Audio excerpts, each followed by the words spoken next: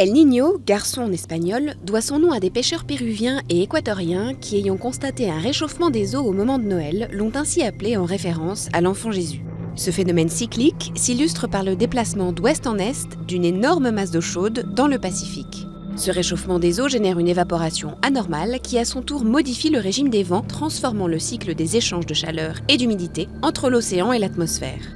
Ces conséquences sont dévastatrices, provoquant à la fois des pluies diluviennes et des glissements de terrain sur la côte ouest de l'Amérique du Sud, habituellement sèche, et des sécheresses dans les pays du Pacifique tropical ouest. Autre conséquence, ce réchauffement des eaux qui s'étend aux grandes profondeurs bloque la remontée des substances nutritives nécessaires à la chaîne alimentaire sous-marine et endommage les récifs coralliens. Par un jeu d'action-réaction, un phénomène inverse se produit l'année suivante. C'est la Niña.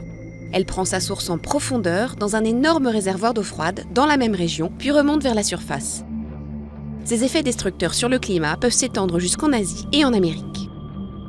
El Niño revient généralement tous les 3 à 7 ans, mais il est de plus en plus violent et sa fréquence s'est accélérée à la fin du XXe siècle. Toutefois, selon les spécialistes, sa cause n'est pas identifiée et il est impossible de dire si c'est le réchauffement de la planète qui multiplie et aggrave les épisodes El Niño. Prédire son apparition est délicat, mais il peut néanmoins être débusqué quelques mois à l'avance.